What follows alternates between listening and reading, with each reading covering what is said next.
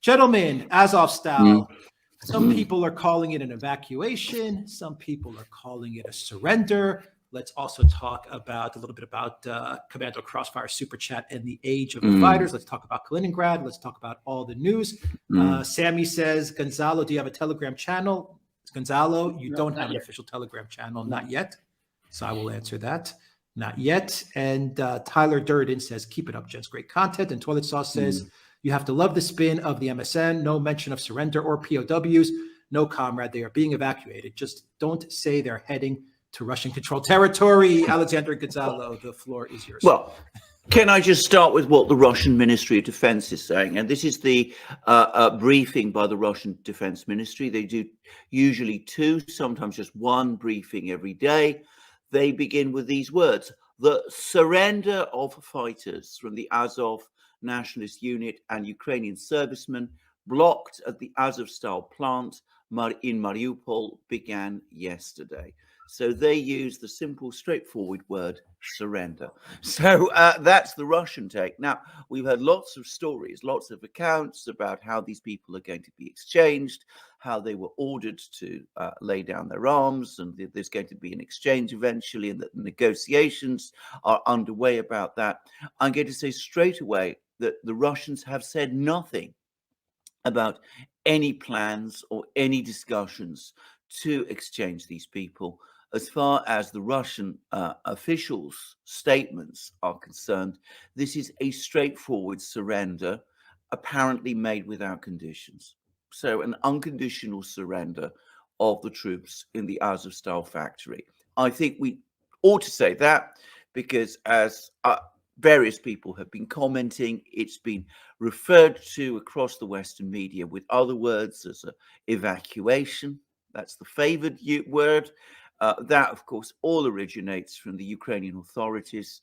And it's actually, I find it really rather shocking, actually, how we're simply using euphemisms that the Ukrainian authorities are engaging in to describe an event where the word surrender surely is the right one.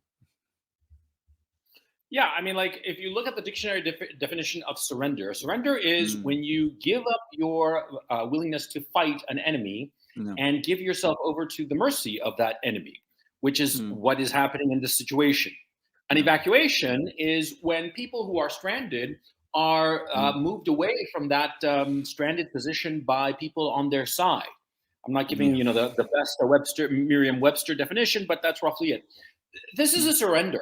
And what I said yesterday when I heard that they were coming to some sort of agreement, I said, and you're going to have to forgive my vulgarity here, but I said, I wonder what kind of brazen bullshit the Zelensky regime will come up with.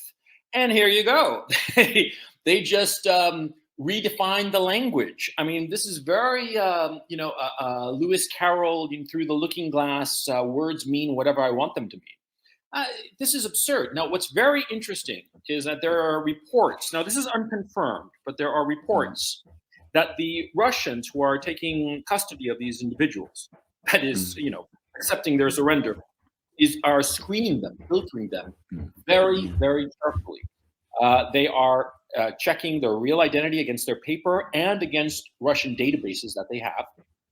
They are strip searching them insofar as looking for any fascist tattoos. And they are strip searching both the men and women who are coming out.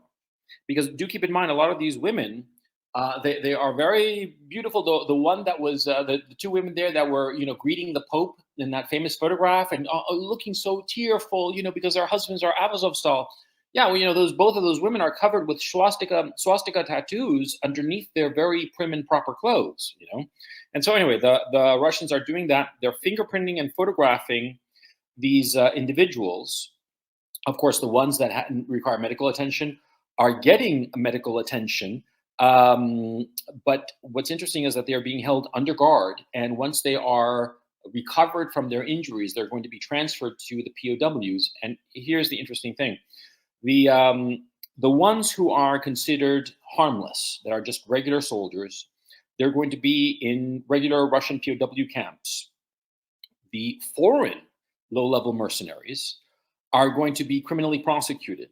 The high-level NATO staff are in all likelihood, now this is all rumor at this point, but in all likelihood, they're going to be turned over to the FSB, which is the Russian version of the FBI/CIA. And they're going to be, in all likelihood, but this is rumor at this point. I mean, nobody's confirming this for obvious reasons. The word is that these people, the high-level foreigners, are going to be shipped to Moscow for future debriefing and, of course, for political purposes. Now, here comes the interesting part. The Azov fighters, those who are known to be of the Azov battalion, those who are known to be ideologically driven, they will not be exchanged in any POW swap. And this is very important because the Russians are very firm on the issue that they are going to prosecute every single individual who committed atrocities against the Donbass in the previous 8 years. I mean, they're extremely serious about this.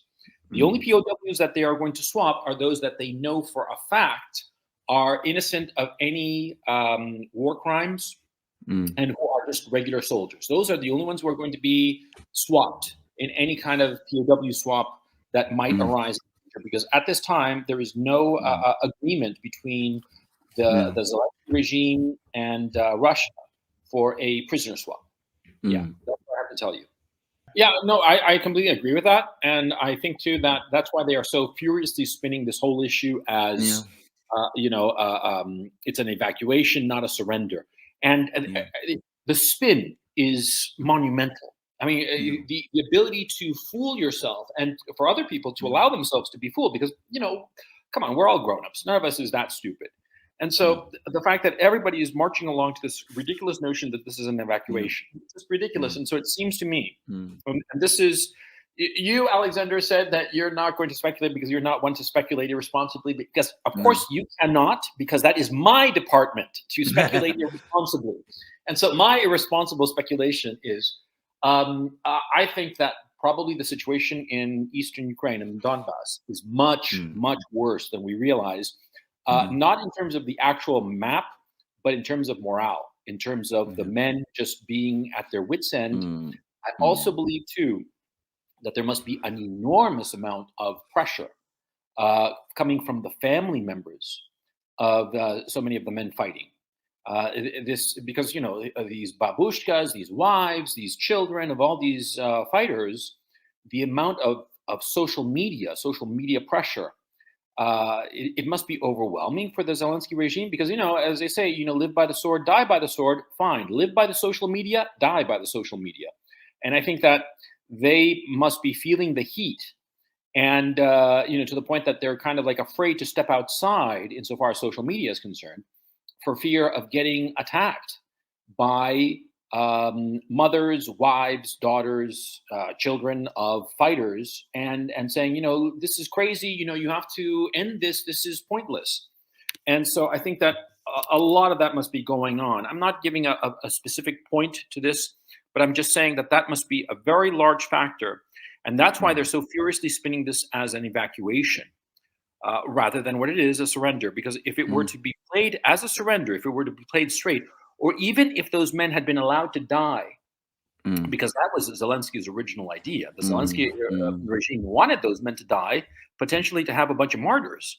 And I don't think that the men in the Azovstal were very keen on being martyrs. And so there you go. Here we are in this situation. I think that the Zelensky regime would have preferred martyrs because that would have been like, fight on for the men of Azovstal kind of thing and rally the troops and blah, blah. But, a destruction of those men or their surrender is a PR disaster, particularly the surrender, because it gives other soldiers the idea that maybe surrendering is the smart idea. And that's the issue. I think that they are desperate to avoid that because armies, when they collapse because enough soldiers decide this is not worth fighting anymore and they raise their hand. That's how an army collapses. And so that's why I think they're terrified of labeling this a surrender.